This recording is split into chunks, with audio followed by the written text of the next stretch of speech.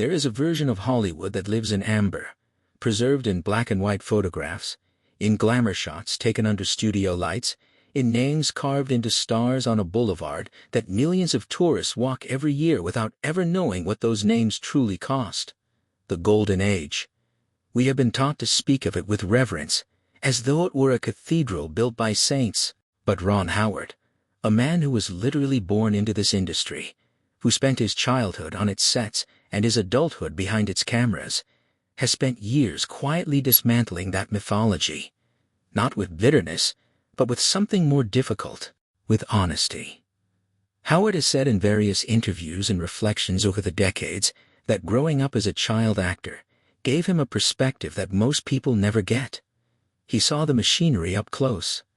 He watched how the powerful moved through the world, and how the powerless were expected to smile and stay silent. He has described the experience not as disillusioning, but as clarifying, because once you see the truth about an institution, you cannot unsee it. And the truth about Hollywood's golden age, according to Howard, is that it was built on a foundation of cruelty, exploitation, and institutionalized silence. The fame was real, the talent was real, but so was the darkness, and the darkness was protected more fiercely than anything else. This is a story about 6 people who embody that darkness. 6 actors whose names still echo through film history, whose faces still appear on posters and in retrospectives, and whose crimes and cruelties were buried under decades of studio mythology. Ron Howard has, over time, referenced or spoken about each of them not to sensationalize but to bear witness, because he believes, deeply and fundamentally, that the first step toward building something better is being willing to name what was broken. Let us begin. There is perhaps no figure in the history of Hollywood who better illustrates the gap between image and reality than Errol Flynn. On screen, he was electricity. He moved through adventure films with a physicality and charisma that felt almost supernatural, a man who seemed genuinely incapable of fear, incapable of doubt. Captain Blood in 1935 launched him into a stratosphere of stardom that few actors ever reach. The Adventures of Robin Hood followed in 1938 and cemented his immortality. He was the hero America wanted to believe in, but the man behind that image was, by multiple credible historical accounts, someone who preyed on the vulnerable and relied on the power of his own fame to escape accountability. In 1942, Errol Flynn stood trial for the statutory rape of 2 teenage girls, Peggy Satterlee and Betty Hansen, both of whom were minors at the time of the alleged assaults. The case was one of the most publicized criminal trials Hollywood had ever seen. Warner Brothers, which had a financial empire built around Flynn's star power, mobilized its considerable resources on his behalf. The defense team was aggressive, witnesses were discredited, and Flynn, far from appearing contrite or even concerned, reportedly treated the entire proceedings with a breezy arrogance that shocked observers in the courtroom. He was acquitted, and the studio machinery exhaled with relief. But the acquittal did not erase the record. It did not erase the testimonies, and it did not erase the private letters and diaries that Flynn himself kept, documents which surfaced after his death, and painted a portrait of a man who viewed women, particularly young women, as objects for his entertainment. Historians and biographers who have studied Flynn's personal papers have described their contents as deeply disturbing, a window into a psychology that saw charm as a weapon and fame as a shield. Ron Howard has spoken about Flynn as one of the first examples he ever encountered of Hollywood's fundamental moral compromise. The system, he observed, was not built to protect victims, it was built to protect profit. And Flynn, generating enormous box office returns throughout the 1940s, was too valuable to sacrifice. The calculus was simple and ruthless. The studio needed him more than it needed justice. Flynn died in 1959 at the age of 50. His body destroyed by decades of alcoholism, drug dependency, and an absolute refusal to slow down. The autopsy cataloged the physical damage with clinical precision. But for Howard, the more significant legacy was structural. Flynn demonstrated that Hollywood would protect a predator indefinitely, as long as the cameras were rolling and the tickets were selling. That lesson was not lost on the men and women who followed him. Kirk Douglas spent his entire career performing strength. Born in 1916 as Isser Danyalovich to impoverished Russian Jewish immigrants in upstate New York, his rise to the top of Hollywood was genuinely extraordinary, a story of ambition and raw talent overcoming every obstacle.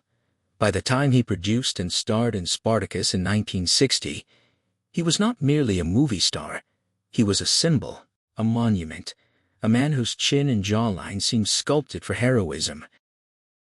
But the people who worked with him, the crew members, the supporting actors, the directors told a different story.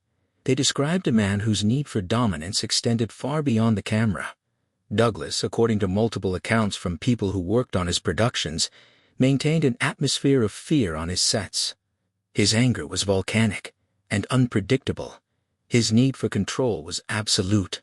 Those who challenged him, questioned him, or simply failed to perform to his standards in any given moment could expect a response that was disproportionate, personal, and designed to humiliate. Director Stanley Kubrick, who worked with Douglas on both Paths of Glory and Spartacus, was famously quoted describing Douglas as the most difficult collaborator he had ever encountered, a man whose ego created friction at every stage of the creative process. The two had a famously contentious relationship, and Kubrick later expressed that he considered Spartacus the one film in his filmography over which he did not have final creative control, largely because of Douglas's dominance over the production. But the darker shadow over Kirk Douglas's legacy involves an allegation of a far more serious nature. Natalie Wood's sister, Lana Wood, in her 2018 memoir, made an explicit claim that Kirk Douglas sexually assaulted Natalie Wood when Wood was 16 years old. Lana Wood described her sister confiding in her about the encounter and wrote that Natalie had been deeply shaken. Natalie Wood, who became one of Hollywood's most celebrated actresses, died in 1981 under circumstances that themselves remain disputed. She never publicly named Douglas in her lifetime. The allegation was never tested in a court of law. Douglas himself died in February 2020 at the age of 103, having spent his final decades cultivating a reputation as a philanthropist and elder statesman of cinema. His 1996 Honorary Academy Award was presented as a celebration of his artistic contributions. Ron Howard, reflecting on the nature of those kinds of institutional gestures, has noted the painful irony in an industry celebrating men while the stories of those they allegedly harmed remain buried in silence or confined to footnotes. What Howard finds most troubling about Douglas is not merely the allegations, but the architecture of protection around them. The same machinery that silenced accusations against Flynn was still operating decades later. Fame, he has suggested, does not simply excuse behavior. In Hollywood's golden age, it actively suppressed accountability. Kirk Douglas was never held responsible because the system was designed to make sure he never had to be. Not all of Hollywood's darkness wore the face of predation. Some of it was more insidious cruelty exercised not through violence, but through power. The systematic humiliation of those who had no recourse. The weaponization of talent against the people tasked with supporting it. And in that particular category, Faye Dunaway stands as one of the most comprehensively documented examples in the industry's history. Dunaway's artistic credentials are beyond dispute. Her performance in Bonnie and Clyde in 1967 was a revelation, a portrayal of Bonnie Parker that was simultaneously romantic and terrifying, vital and doomed. Chinatown in 1974 confirmed her as one of the most technically gifted screen performers of her generation. Her Oscar-winning role in Network in 1976 remains one of the finest performances in American cinema. The talent was genuine. But the accounts of her behavior on set, sourced from interviews, memoirs, and statements given by directors, fellow cast members, and crew over many decades, paint a portrait of a performer who treated her immediate environment as a court, and everyone in it as a subject. Reports of explosive tantrums, demands for impossible accommodations, the humiliation of assistants and makeup artists and camera operators, These stories followed Dunaway from production to production throughout the height of her career, and persisted long after the great roles stopped coming. The production of Mommy Dearest in 1981 is perhaps the most cited example. In a film designed to dramatize the psychological abuse inflicted by Joan Crawford on her adopted children, Dunaway reportedly created an atmosphere on set that bore uncomfortable resemblances to what was being depicted on screen. Director Frank Perry later discussed his profound difficulties managing her behavior during filming. What should have been a controlled artistic environment became, by multiple accounts, a site of daily tension and unpredictability. The pattern continued on multiple subsequent productions. Reports from the set of The Wicked Lady in 1983 described confrontations with crew members that crossed the line from difficult into genuinely hostile. On Don Juan DeMarco in 1994, stories circulated of behavior so disruptive that production schedules were impacted. Her Broadway firing in 2011 from Tea at 5 was reported widely, and the accounts from those involved suggested a situation that had become untenable. Ron Howard has reflected on Dunaway's trajectory as a cautionary lesson about what happens when an industry enables behavior because it fears disrupting the revenue stream surrounding a major talent. The enablement, he has suggested, does not do the performer any favors. It removes the corrective friction that might, at some earlier point, have interrupted the cycle. By the time Dunaway's behavior made her genuinely unemployable, the window for intervention had long passed. The industry that had tolerated everything suddenly found it could not tolerate her at all. There is something genuinely sad in that, Howard has implied. A talent that enormous, that visible, ultimately defeated by a character that no one around her ever had the courage to honestly confront. The pursuit of perfection, he once suggested, when it is unaccompanied by any capacity for empathy or self-reflection, eventually collapses inward. It consumes the very thing it was meant to protect. John Wayne was not simply an actor. He was a cultural argument.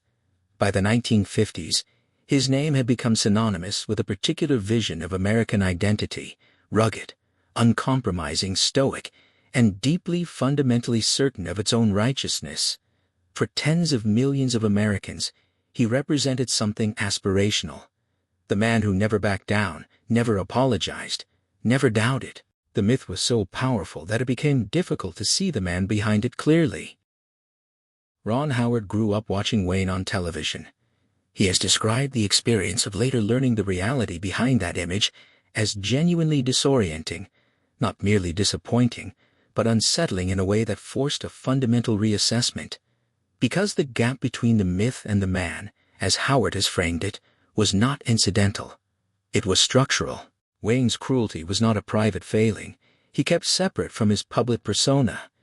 It was an extension of the same ideology he performed on screen, applied directly to the human beings around him. On film sets, Wayne's behavior toward those with less power than himself was, by multiple documented accounts, consistently aggressive and demeaning. Crew members who made errors were publicly humiliated. People who disagreed with him were targeted.